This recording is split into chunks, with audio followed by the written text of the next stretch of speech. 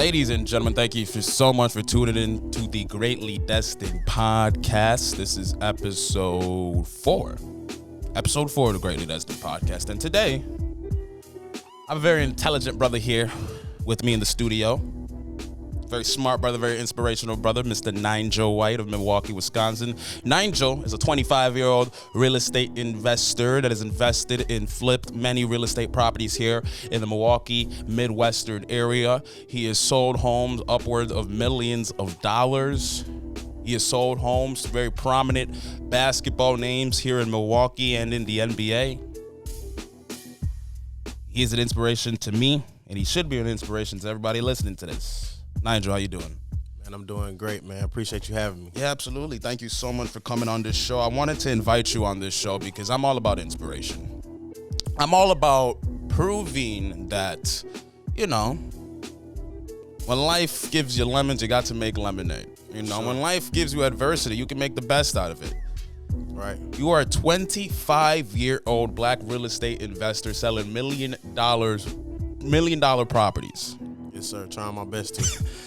That is crazy. That is unheard of. That is fantastic. First and foremost, man, if one wanted to get into the real estate business, how would you advise that they get their foot through the door? How did you do it?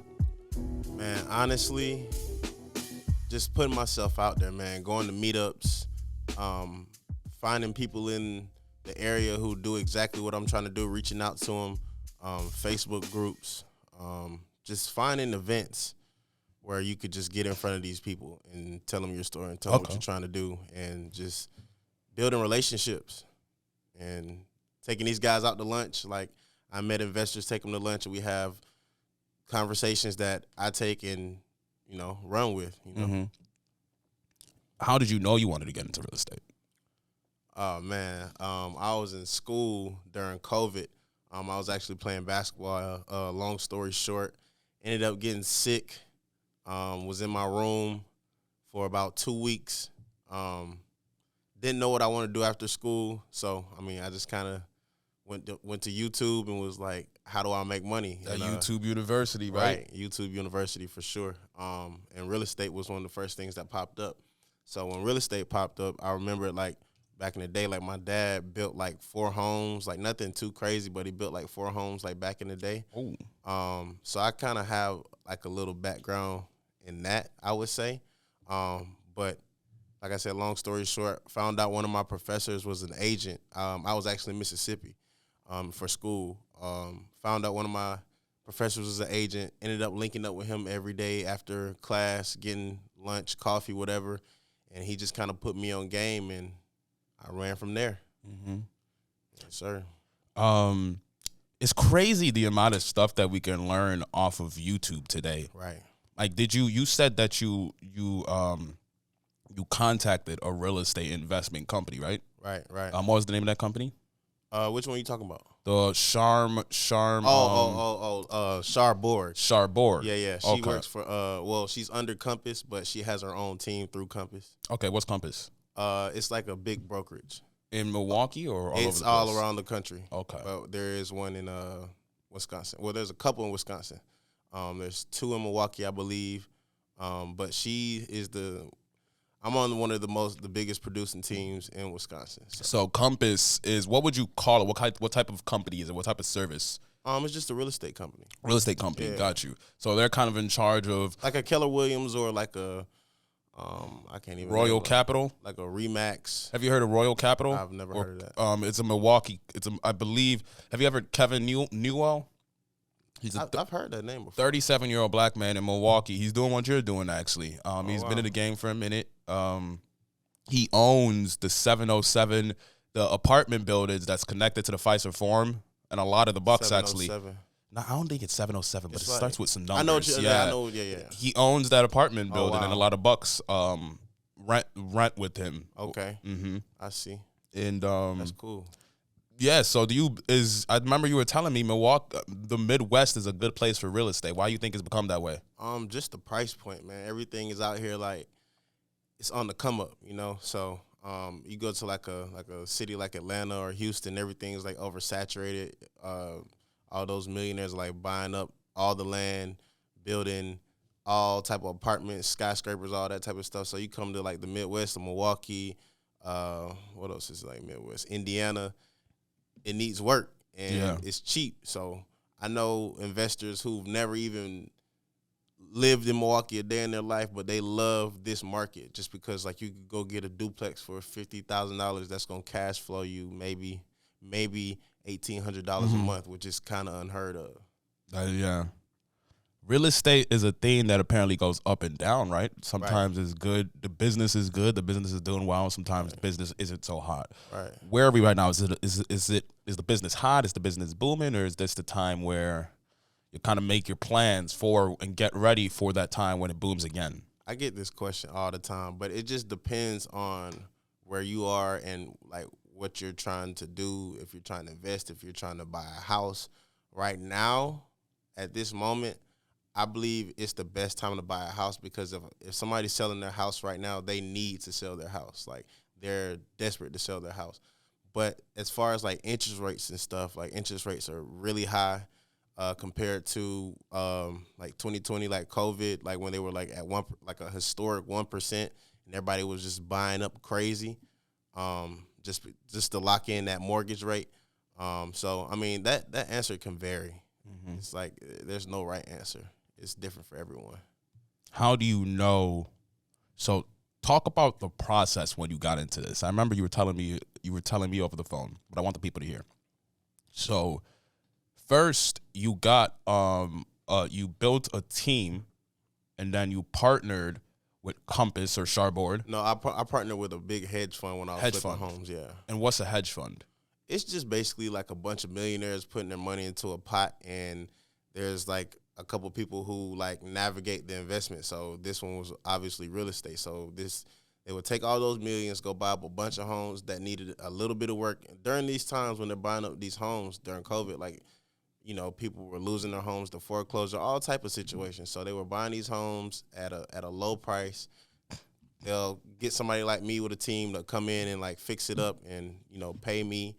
And yeah, they'll keep the home for however long, you know, for the mailbox money, or they'll turn around and sell it. It just depends, but that's what a hedge fund is. So as a home flipper, you're the person who refurbishes it so it's right, good enough to sell again. For sure.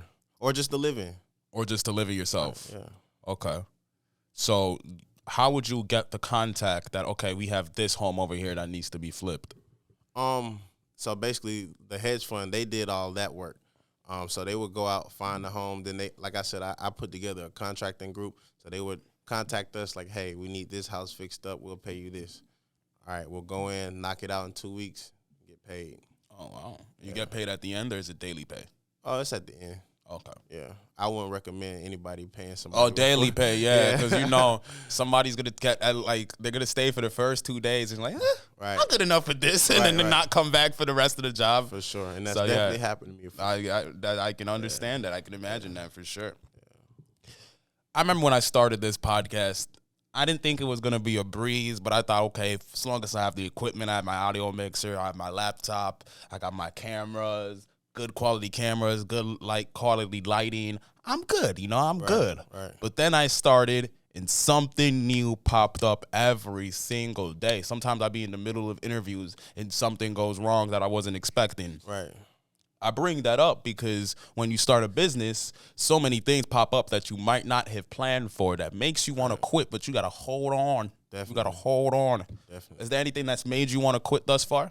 Oh, man. As far as what? Like in real estate or like real estate homes? Is not real estate flipping homes. You got into the business. You found out it was not exactly what you thought it was going to be. It was a lot more complicated than you thought it was going to be. Oh, yeah, for sure. So, a couple of times actually. So during the process of like flipping homes, I would subcontract out, like if my guys couldn't make it, I would find another contractor. But I've had guys run off with money.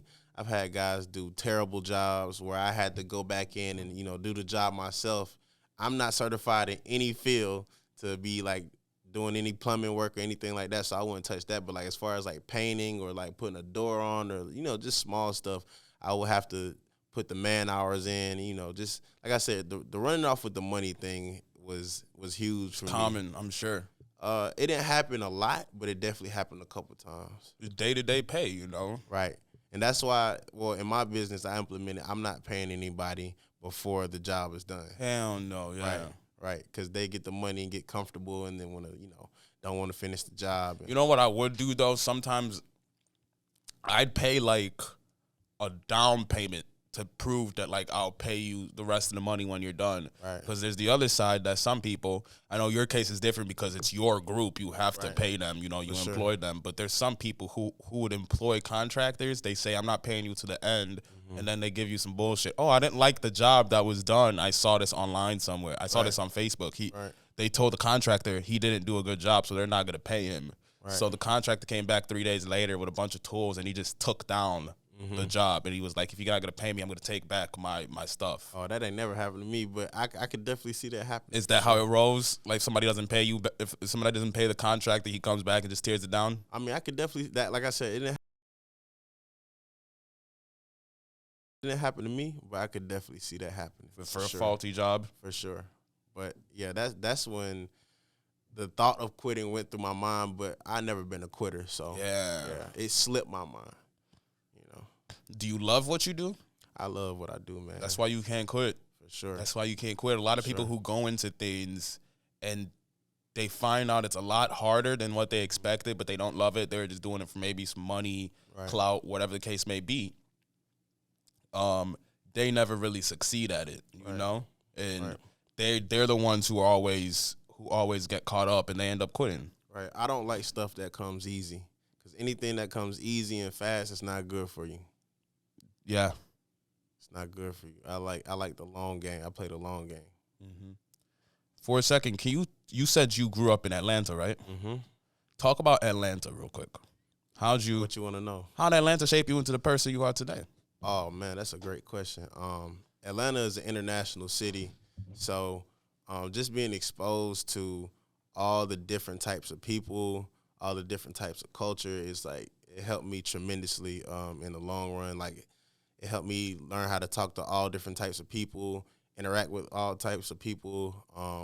It just broadened my horizon, man. Met a lot of cool people, a lot of famous people.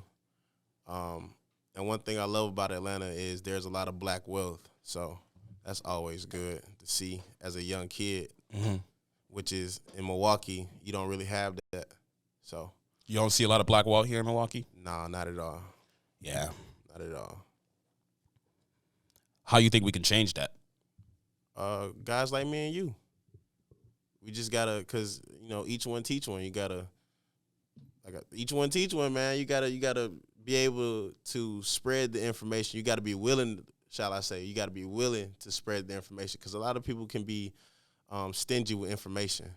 But I'm here to help. Yeah. If anybody has questions and serious about getting into this, I'm here to help. No fees, no nothing. No, seriously.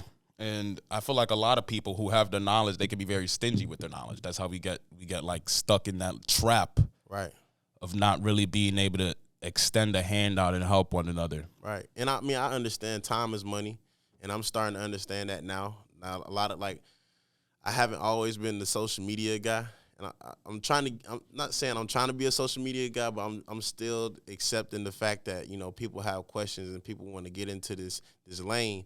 But it can be overwhelming sometimes, because my days are crazy.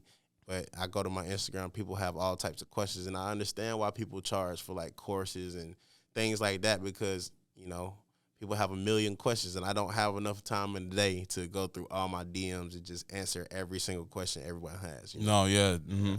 You understand the importance of, like, social media too, because, like, if you're putting yourself out there, people know who Nigel White is. Sure. Okay, people know Nigel White's a real estate investor. They know he's in the real estate game. Right. If there's ever a time where someone's coming into Milwaukee, they're looking for a house or whatever the case may be, they can connect them to you, and you're just growing like that. You're still 25, and the game hasn't even started for you. Right. The game hasn't even started for you. Do you see a lot of real estate investors utilizing social media? Oh yeah, big time. But you also gotta look out for the guys who are like these fake gurus, because when I say courses, like, these guys charge courses for, like, basic information. So a lot of these guys, and I'm not like throwing any shots, but a lot of these guys in this industry, they'll start up a course and they don't even do the actual work. You know what I mean? They're making all their money off the course. They're not actually in the field flipping homes like they say they are, selling homes like they say they are, and that's just what it is. That's not even just with real estate too. That's with that's with a lot of things. Right. Yeah, right. You feel like who falls for those things though? People who are desperate and people who don't do. You just need like, if you have a big enough platform, you just need to sell like 1,000 copies, and that's very doable for a lot of these guys. You feel me? For sure, because a lot of these guys buy followers and all type of stuff. It's not even about the buying the followers. The followers they do have. If you can just get 1,000, let's say you have. On YouTube, you have 500,000 subscribers. If you can get 1,000 of them to buy your bullshit, bro, you're good. You're good. That can set you up for a minute. You go do some other stuff with that. Use that money to actually really invest in real estate. Right. You know, just imagine if like the course is like $25 for 1 month. You just sold 1,000 of those. Exactly. That's 25 grand. Just right there. Right. Shoosh. Right. And I don't have any ill will against courses, but you just got to be careful on whose course you buy. That's very, very facts. Very factual. Can you talk about Charbord? Exactly what did she? That's her name, right? Yeah, Charbord. Okay. Yeah, Charbord. Superstar. So what were the things that she taught you that have stuck with you? Like the things that a little bit, not just 101 real estate 101, but like the detailed things. When you say detail, what do you mean? Can you elaborate on that? Stuff that only a real estate investor would know. Like how you just said, the fake gurus give you basic information. Like the not so basic information that could really put others ahead of the other real estate agents and investors. Well, actually doing it, which she does, like actually, being a developer, being a top selling agent in the state of Wisconsin, like when you actually do this stuff, like real estate is trial and error. You have to actually be out in the field to learn. Like, there's only so much you can learn in a book. Like, you have to fail in this game to learn. So, I mean, the biggest thing that I've learned from her, and I'm still learning every day, is just, man, I don't even know where to start, man. Just, one, being proactive, just learning how to use your time wisely. Man, I could go on all day. Like I said, I'm still learning. I'm fairly new to her team. I've been on her team for about 4 or 5 months now, so it's an everyday process for her. Yeah. What is if you don't want to share this, is okay, but what's the biggest failure that you've experienced in real estate? And the failure didn't necessarily have to demoralize you. It's the failure that kind of you learned a lot from it and you bounce back. We can go back to when I was flipping homes. The vetting process when you're picking people to actually do the work for you, because their work is a reflection of you. So I was just so thirsty to get in there and get things done. And when I'm seeing the final product, I'm like, man, this is not how I want to be represented. Like, just it's small things with me. I'm very detailed. So when things aren't how I like it, it kind of tweaks me out. So I wouldn't say that's a failure. That was more of a learning experience. A learning experience. Yeah. That's but it cost me in the end. It cost me money in the end. But I wouldn't call it a failure. Do you use? So I feel like in a situation like that, you would want to use the exact same team every single time. Sure. One, because like you're giving people a living, and and it feels good. That's a very fulfilling thing. Right. And two, there's a consistent job that they're doing for you, and you can bet that you're gonna get they're gonna do a good job. For sure. But the biggest thing for me was I'm new. I was new to Milwaukee, so a lot of these guys thought they could like F me over. So I said, I didn't do well in that vetting process when I was picking guys. And I was new to flipping homes. I was new to real estate, so I was just like a rookie. And they can kind of smell that in this game. They can smell it out. They can smell the blood in the water. So a lot of the guys thought they had an opportunity, but I definitely have street smart. So I didn't let it get too far out of hand, like I said. But yeah. Did you contact anyone else that's already had contractors work for them? And did you? For sure. So I want to shout out my guy Tony Romero, who actually He's like a big time wholesaler and just real estate guru here in Milwaukee. You should definitely interview him too. Okay. We could talk about that later. But he's the one who actually, I'll say he's the one who actually like put me in the game, in the industry for real. When I got here, he introduced me to a lot of people. So out of those relationships, that's how I kind of like found contractors and, just in that space, it was easier once he introduced me to a lot more people because Milwaukee's small. So once you know 4 or 5 people, you know 100 people. So, very small. I want to shout Tony Romero out again. That's my guy. Yeah, Milwaukee's very small. It's part of the reason why I moved here, and I think you said the same thing. It's a big city. It's untapped. Like there's a lot of little pockets that a lot of little pockets that you could insert yourself in that need somebody to fill that void. Right. And a lot of people don't really be knowing that. Right. Like the reason I moved to Milwaukee, because let's say it's the same thing. I'm in Chicago. I'm doing a podcast. I see what you're doing. I want to have you on. It's Chicago, so it's a little different. You probably how far do you live from here? Like what, 10 minutes? Yeah, probably 10 minutes. That's what I'm saying. Yeah. Everything is like maximum 10-minute radius. You can connect to people. If this was Chicago, you might live 30 minutes away from me. Facts. I asked you to come back here again today so we can re-record. That probably wouldn't have been so easy if this was Chicago. You know what I'm saying? Right. So it's just those little things. They really work to your advantage in Milwaukee. Right, for sure. And they could definitely, you can build a community. All about a community. And if you do good business, man, like if your face card is good here, anything is possible. Like you said, it's everything super untapped. Not just real estate, but like fashion, anything, man. If you bring anything new to this city, you can make a lot of money. And I also feel like it's real easy. I don't want to say easy, but it's easier to get connected to people with influence here in the city. Definitely. Than most other cities. Right. And because then that just helps you network even further, and it just is used as a propellant, Sure. Do you know who Kenny Coleman is? Kenny Coleman. Kenny Coleman is the Milwaukee Bucks barber. Oh yeah, I see. Yeah. I don't. That's my barber. Yeah. Yeah. Oh, he's your barber that's too. Why I'm okay. so clean right now. Shout out K Cole. Man. Yeah, Kenny Coleman's the man. I talked to him. We're planning to get him on the podcast soon. Definitely do that. Planning to get him on the podcast soon. So when I was talking to him, I was like, how did you get connected to all like these NBA players and like celebrities like to cut their heads? And he was like, I just be going out and sometimes I'll see them at the clubs and the bars and like I'll just talk to them, tell them to like the rookies. He would target the rookies, the new ones coming into the city, or just tradies coming into the city. And he said he would target them and he'd offer like a free haircut for the first time, just show them what he has. And then obviously the connection is made. They like him. Right. And, they go tell another Buck fan, like a rookie, a rookie comes in, yo, where do you get your haircut? I got this guy, Kenneth. And then it just goes like that. Right. Players coming into Milwaukee, because, they get their hair cut like for television damn near every game. Yeah. That's how they all roll. You on camera, it gotta be fresh. Exactly. That's how they all roll. So they're coming into the game. They all know each other. They text, let's say, the Suns are playing the Bucks. Right. Devin Booker will text Chris Middleton, hey, yo, we're about to play you guys tomorrow. Where can I get my haircut? Oh, I got this dude, Kenny Coleman. All right, send me his number. Most definitely. Just like that. And Kenny a good dude. So like, it's that, and it's like he got.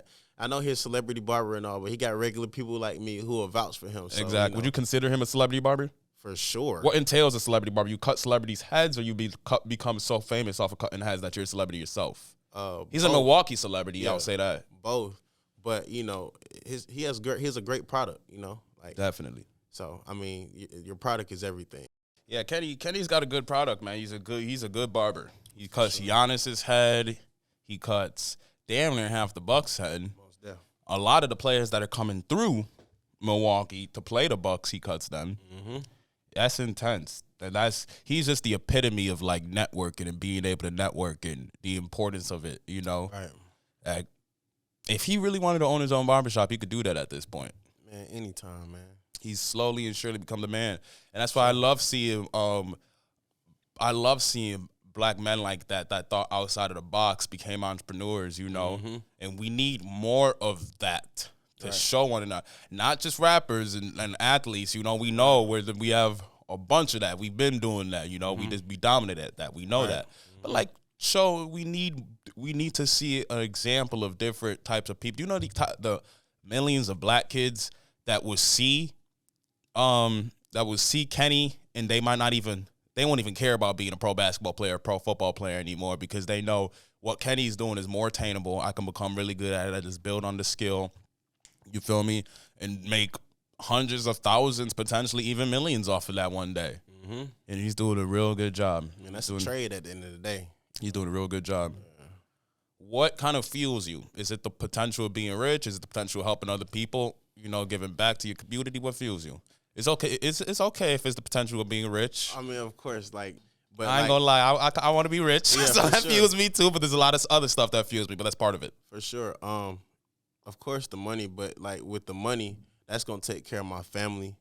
That's gonna help me be able to reach more people, because I feel like I've always wanted to do that. Like I've always wanted to help our community spread information that's gonna help us grow as people. So obviously the money, but like I said, to help my family out, and just leave something for my kids, because nothing was left for me. Mm-hmm. So I want to leave a legacy for my last name and to take care of my kids. So I feel like that's really what fuels a ton of people, is based off of how much their parents have left off for them. Right. Like, don't get me wrong, I grew up in a nice neighborhood. I grew up with a good family, good parents that did everything for me. Mm-hmm. But we weren't a privileged, financially privileged family. You know, we were paycheck to paycheck. Right. It's like we got the bills paid, we got food on the table, the kids got clothes. Mm-hmm.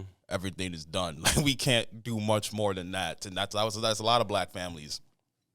And that kind of gave me a feel. Mm-hmm. You know, have you ever heard of the hierarchical something of needs? Like, you need shelter, you need clothing, and you need food in order for you to even be able to think. Right. So I was able to get all of my Pavlon hierarchical needs. I forgot what it was called, but the three basic needs: food, shelter, clothing. I was able to get all of those three things. So after that, now I don't have much more than just the three necessities. So that kind of fuels a lot of people. You know, you have all of the things that make you able, that allow you to think freely and allow you to have your basic needs out the way, just to just have a peace of mind essentially. Mm-hmm. You know, I was given all of those things, but I was never the kid who Christmas is coming around the corner. All my friends are talking about getting the new Xbox and the new LeBrons and all that shit. Right. I knew that shit wasn't for me. That was never cut out for me since from an early age. I never would ask my parents for stuff. Maybe that was partially my fault too. Maybe if I did ask, I would have gotten something. Yeah. But I could see the situation. It's like, I'm not gonna put my parents in a tough situation to go grind extra hard just to get me a pair of shoes. You feel me? Right. So that really fueled me. That I was like, okay, I want to be able to do this for myself when I'm an adult, and I want to be able to give my kids the stuff that I didn't get. You know, my parents gave me a lot, but I want to add on to what they gave. But also to give them options, because I know for me, you know, the only way I was going to school is if I was playing basketball. I don't want to compare races or anything, but most other races, they have options. So if they wanted to go play a sport in school, or if they wanted to go start a business, or if they wanted just to take on the family business, we don't really have that privilege. So yeah, I want to be able to do that for my family. Where'd you play basketball at? Man, I went to 3 different schools, man. Which one? I went to Georgia Southern my first year. I went to a junior college my second year. And then I finished out at this school called Mississippi College in Jackson, Mississippi. It's really in Clinton, Mississippi. Is that a community college? No, it's a Division II. Okay. Yeah. I got you. Graduated from there? No. Not traditionally. Not traditionally? Yeah. Have you graduated yet? No. No? A lot of people, a lot of good entrepreneurs never really completed, or they never went to college. Why do you think that is? Man, the richest people in the world, if it wasn't if it wasn't generational wealth, right, like it was given to you all by your father, grandfather, whatever, a lot of those people did not go to college, or they didn't finish college. I swear to God, every successful person I know, personally, on a personal level, either didn't go to school or they dropped out. And it took a lot for me to get to that point, because I know my mom, just my family in general, wanted me to do it, because at the time, when I was in school, like I told you, I didn't know what I wanted to do. So when I had that time just to sit and think, that was like pivotal in my life. Because I never really had like just 2 weeks to myself to just like sit and journal and figure out what I want to do in my life. So when I found out real estate was my lane, man, I came up with a plan, obviously, because I'm a super calculated person. I don't just like jump off a cliff and be like, let's see where this takes me. Like, no, I mean, kind of, sort of, but you got to have a plan. So I formulated a plan and I executed. So it's not like I just dropped out like, I don't know what I'm about to do. I had a plan. No, I feel. And it's important to have a plan. I feel. Why do you think that's the case, that a lot of college dropouts or people who just never went to college in general end up being richer? It could be two things. It could be the saddle of student loans on your back, and every single month you're giving $150 to $200 to some student loan company every single month. So that's just an extra big ass bill on your back for the next 200 years. It could be a combination of that. Right. It could be that on top, or it also could be, I feel like there's two ways to think. School is very textbook. Right. It's like there's an answer out there. Find it in the book. And if you continue to do that, you've just programmed your mind to not be able to think outside of the box. And entrepreneurship takes thinking outside of the box.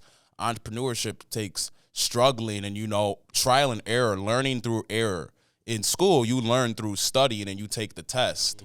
But if you fail the test, you just fail the test. You don't fail a test and be like, oh, how can I learn from this test? I guess you can do that. How can I learn from this test so I can do better on the next test? Yeah. But it still falls back on you in school.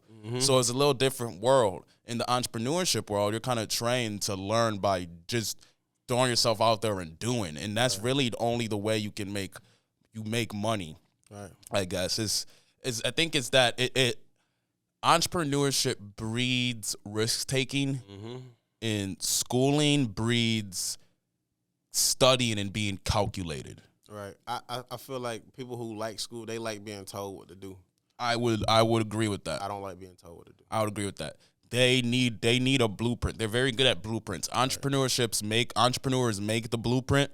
In academics, they carry out the blueprint. So an entrepreneur is going to make a blueprint, create a company, design the blueprint, hire a very good book smart person who did well in school to kind of manage the situation, give him the blueprint to follow through, then that's what they're good at. Right. I read a quote somewhere saying that the C students hire the A students to manage the F students. For sure. You feel me? Most definitely. The C students hire the A students to manage the F students. That's crazy. So like the C students is like, you didn't completely say fuck school. You still knew the importance about it, but you did just enough just to get away. Right. But you were like, you honed on to your actual street smarts, that was gonna do something for you. And then you found a pocket. You noticed that like, these kids are making straight A's. These kids are making straight A's and stuff. But it seems like I'm kind of a lot smarter than them, but they be making straight A's. Right. And then like that shows you how the world truly works. Last time we were here, did I tell you about my dad and our landlord? Yeah, you told me exactly. Yeah. Like stuff like that. My dad went to the University of Arkansas, majored in business administration. So he's a very smart dude, and he knows that. And he sees this janitor who owns the apartment building he lives in. So because of this, my dad's still trying to feel some type of one-up situation above this janitor. It's like, dude, this man owns this apartment that you live in, the one across from us, and the one he lives in. Trust me, Mike. Like, this is not the man you need to be trying to, like, one-up like he's got it. It's okay. You feel me? You'll be surprised. And it's crazy how we don't put as much of an value on street smarts. Right. That's worth more than anything that's in a book. So much more that's what's in the book. Why do you think we do that as a society? Do what? We don't put a value on street smarts. Like I said, man, it depends on where you're from and how you were raised. Like books, school books, like actual, like I learned a lot from books, but not like books that were in school. Like, yes, books textbooks. Like textbooks. I didn't learn out of that like at all. But like actual like books on like self-development, really like anything in your lane, like books are very important because that's where all the information is. But I think we don't put, well, certain people don't put value on street smarts because they just weren't raised that way. Or they weren't put in certain situations when they were younger, you know what I mean? Because, like, street smarts is, like, nothing but situational stuff, like stuff that you've been through and you learn from, you know what I mean? Or your parents taught you. Mm-hmm. And they've been through it. And now they like, hey, don't do that. It's also struggle, too. Right. A lot of times, you gotta go through the struggle. Got to go through some type of struggle. A lot of times, kids who didn't go through enough struggle, they end up not being street smart at all. Mm-hmm. It hurts them in the long run. And it hurts them in the long run. Because business is nothing but street smarts. It really is. That's really all it is looking around in your neighborhood in the streets, seeing what the streets need, what the streets are lacking, and applying it, you know? Because, dude, in my lane, I deal with real sharks. Real sharks, very slimy people. Like, when it comes to money, people very greedy, like they trying to get top dollar. So you just got to read that type of stuff, and that type of mentality translates to the streets as well. Yeah.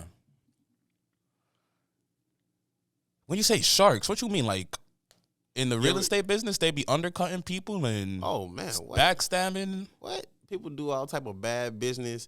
People run off with money. Not people that I like, not my business partners, but I'm just saying people that's facts. Okay, yeah. I take that back. Yeah. I just have never been in a housing situation. My mom actually just bought her first house last year. Actually, now when you think about that, I can imagine it. She had hired a contractor so when she bought it from the person, the seller, he had carpet in the living room. She wanted hardwood. Mm-hmm. So she bought she hired a contractor to do the job. It took this man a month to do the job. Yep. She was like, she's moving in 2 days. The job isn't done. And she paid him ahead of time. That's why he took his time. She paid him ahead of time. Yeah. So so he took a month to do the job that was supposed to be done in a week. Mm-hmm. Like literally, my mom was planning to move. She had to wait to move in because the job wasn't done. Think about how bad that is. Right. Like she wants to move in August 6th, and you're telling her, oh, it's not going to be done until the 12th. Well, she told you to get it done before the 6th. Mm-hmm. Like, you know what I'm saying? Right, and she already paid you. That's wild. Yeah. Damn. Because he probably knew she wouldn't need him again. And she's a woman. So I'm just like, that's what it was. No, I fear. And we knew that's what it was. So me and my brother, we both called up dude, and like we were relentlessly, if it wasn't for my brother and I like getting on his ass, he wouldn't have gotten the job. He would have taken an extra week to get the job done. Mm-hmm. He was actually able to get it done in like 3 days after me and my brother were like on top of him. Right. Because people think they could be playing with women out here if they don't have someone, like behind them making sure that everything's done right, put them in place. Yeah. Mm-hmm. That's what makes it even more interesting and even more spectacular and miraculous that Charbord, that what she's done. Mm-hmm. Being a woman in this business, being a black woman in this business. Right. That's why I call her she's a superhuman, superhero, however you want to put it. Like, she's that. Like, good for her, seriously. For sure. Like, because a lot of times when people see black women in like a business transaction, they just think they can get one up on them. Mm-hmm. They just think every single time they can get one up on them, and it's very saddening. How did she get did she ever tell you her story? How'd she get into real estate? Oh man, she was if I remember correctly, she was she went to school and all that, but she was like I believe, I don't want to be wrong here, but I believe that she was like a stay-at-home mom, and her husband was like, you should go get your real estate license. Yeah. And she did that, and now here she is, multimillionaire, like running one of the top producing teams in the state of Wisconsin. Like she's that. Whatever that is, that's what she is. She's that. There's a lot of black women crushing the game out here in Milwaukee. The for sure. Executive VP of the Bucks, she's a black woman. Right. She's a black woman. PBS, the station I freelance for, one of our reporters, they interviewed her. Milwaukee's becoming another Atlanta, bro. I just be seeing what you relax. It's not like that. Okay, maybe not finance. We got a long way to go. Yeah. But it's becoming that. It has the potential. I'm seeing a lot of black entrepreneurs here in Milwaukee. Yeah, it's definitely on the come up. It's definitely on the come up. Would you want to go back to Atlanta sometime? I get this question all the time. When you say go back, like move back? Move back, do some business there. Oh, yeah, definitely do business. I could probably raise my family there, but I spent the majority of my life in Atlanta. So, I mean, and I'm huge on traveling and stuff and new experience. So, I would definitely want to. It just depends. It just depends on where I'm at in life, where my kids are in life. So, I'm not going to say no. I'm not going to say yes. But I love the West Coast. The West Coast? The West Coast gets a lot of hate lately. Why? The lifestyle. Oh, not specifically the West Coast, Los Angeles and San Francisco. They be getting hate. A lot of homeless people out there. Oh, yeah. It's expensive. It's too free. It's expensive. Yeah. It's hard to live. And it's like, for what? To be around dirt. And like, the place is dirty. The cities are dirty over there. Yeah. Los Angeles is filthy. People sleeping on the streets. Yeah. People don't know that till they get there. It's like, what the hell? Yeah. Like, yeah. You feel me? It's really the weather for me. Because, like, down south, like, I don't like humidity. So, like, here in the summers, like, in Milwaukee is beautiful. I love it. Like, no humidity is just, and I like water as well. So, I want to be, like, on a coast somewhere. I heard it was different. I thought the West Coast and, like, Denver area, the air was really nice over there. And, like, Phoenix and Arizona, and it was really humid out here. That's what I thought. No, yeah. Down south, bro. Because listen, I literally walk out the house. Summer nights in the Midwest be amazing. Oh, you yeah. have the best summer nights sure, in the whole country, in my opinion. Because I've never been to the West Coast, but I've been to the South. I've been to the East Coast, and their summer nights are not as good as ours. Our summer nights are just so vibracious, beautiful, perfect weather, just not sticky at all. You feel me? It's just. Like I said, down south, like when I go outside, I literally, like I'm not even lying, I literally have to bring 2 shirts. Yeah. Because I'm going to sweat one out. Like, it's ridiculous. What was your impression when you first moved to Milwaukee? Okay, I got picked up from the airport, and on the way to the city, I'm going to just be real, it was nothing but like crackheads and like meth heads and all type of, I'm like, man, where am I? And I actually met somebody, and they were like, man, you in the most segregated city in America. And I really didn't see it at first, but then when I lived here for a couple months, I was like, wow, like, white people are here, black people are there, Asians. And the city's not that small, so you can see it a lot stronger. Chicago's a very segregated city, too, if not more segregated. But here's the thing. Chicago is giant. Yeah, it's huge. Chicago is literally 10 times the size of Milwaukee. So to get from the Mexican side of the road to the white side, or the white side to the black side, you got to go a couple blocks to be able to do that. Right. It's just because of the scale of the city. It's just bigger. Milwaukee is a lot smaller. So to get to the Mexican side from the white side, you literally just need to turn the corner. Right. And you see it. Right. You see it. It's almost like instantly. a line. It's almost like an invisible line. Invisible line. You know, the white side to the black side. So it's connected by bridges. Like, you cross that bridge, you over there on MLK. Why is MLK in every city, every state? Why is MLK Drive in the worst neighborhood? Facts. Because they don't give black people enough. That's what they give you after everything they've done to you. They're going to give you a street called Martin Luther King. Like, why MLK can't be in front of Pfizer Forum? Appeasement. Yeah, you're right. Appeasement. They know they owe black people a lot. They're not trying to actually give black people anything. They'll give you a name of a street. Yeah, give me anyway. But yeah, but when I first got to Milwaukee, man, I instantly saw a chance to do something. Because like I said, I saw that it was untapped when I first touched down. And like just going out to like, you know, the clubs, bars, like just talking to people, I'm like, man, they kind of behind. And Atlanta is very ahead. Atlanta is very ahead. So I'm just like, and I just saw the reaction people got just from talking to me. So I'm like, man, I could, you know, bring my own little sauce here. What you mean reaction? Like they were impressed by you, or like you inspired them to like get into the game? Like just Milwaukee being so small, and like I guess I have an accent. Like just talking to me and just my mindset. Everybody can tell exactly. Right. Like they definitely knew I wasn't from here. Then they hear what I'm like trying to do, and they seeing what I'm doing. They like super inspired. So I'm like, okay, I can make something happen here. I don't know if you know, but I do stand-up comedy too. I didn't know that. What I have some comics coming here in rotation, and one of my fellow comics who grew up in Milwaukee, I was about to interview him. He was about to be on the show, and I'm up here like setting up the lights and setting up all the equipment, and he was like, "You ain't from Milwaukee, are you?" I was like, "No, wow, how'd you know?" He was like, "Cause Milwaukee niggas don't take shit this seriously." Oh, no, they don't. I was like, "Wow, so it's really like that. There's a reputation out here. It's really untapped. Yeah, that's a good thing. Yeah. How long do you think it's gonna stay like that?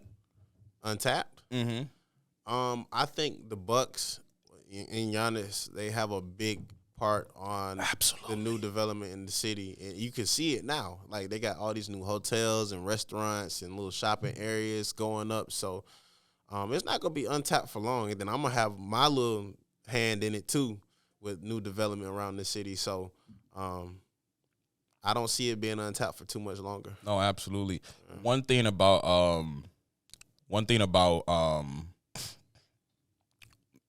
professional sports is that they have the ability to kind of create a new trajectory for an entire city. For sure. Like Milwaukee wasn't shit before the Bucks started winning.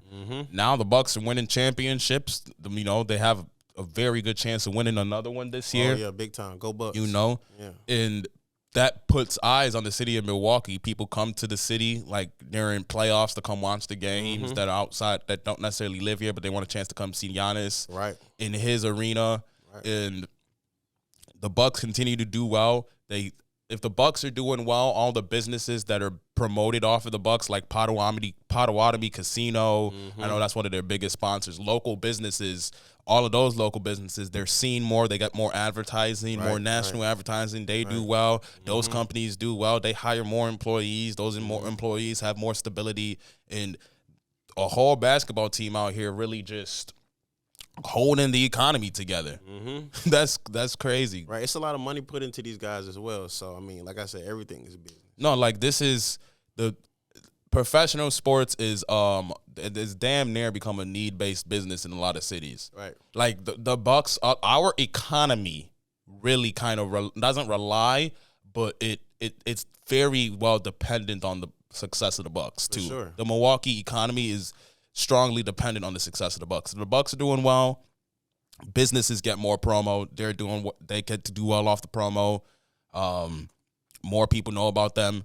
They get more sales. They get more advertising, and they do well. They hire more people. Those people have jobs, and it's just a whole cycle. It's just a chain of sequence of events. Like exactly. The bars and restaurants, like as long as, like you said, as long as the Bucks are winning, it gives them business. You know, because people go out. You know. On average, 2-3 games a week? People go out 2-3 nights a week. Go watch Bucks games. People in Milwaukee gonna go out regardless, but the Bucks. You think? Man, what? That was. I feel like Milwaukee be dry sometimes. I mean, obviously, to me, from being from a bigger city, yeah, it's gonna seem dry, but I definitely see people like the bar scene is huge here. Yeah, and I think it's ridiculous that people go out every single, like, why are you going out on a Monday night and there's no game on, there's nothing, like, people do that. Like, it's crazy. Every day of the week, people are going to the bars. I know, I guess it can get lit on Saturday nights over by Brady Street. You ever been to Brady Street? Man, I still live close to Brady, so I hear it. Brady gets a little lit. Brady and Water. Water Street, Water Street's too collegey for me sometimes. I think Brady is college. Brady's collegey? I think so. Nah, G, I think you got it wrong, bro. Oh, I might have it. Yeah. You're right. Water Street is where Trinity's at and all the. I don't fool around over there. I don't go out. It's too collegey. Yeah. It's just like Marquette white girls, like they looking for college dudes. You ain't got no chance with that. You know, they're in like their college bubble. Yeah, but it's real. It's wild in these streets. For sure. Definitely, especially in Milwaukee. It's super wild. So tell them where they can find your social media and where they can keep up with you. Tell the people. Okay, so I'm on this is my first time shouting out my Instagram. But my Instagram is Nigel W _ That's where you can find me. That's really the only platform I'm on right now, but I spread a lot of information. I show a lot of nice homes, and I'm really a cool guy, so follow me. Thank you so much for coming on to the Greatly Destined podcast. It has been an honor sharing your nuggets with us. I deeply appreciate it. The listeners deeply appreciate it. And we'll definitely have you back on, man. I appreciate you, It means a lot. Thank you so much. And thank you guys for listening to another episode 4 of the Greatly Destined podcast. See you guys next week.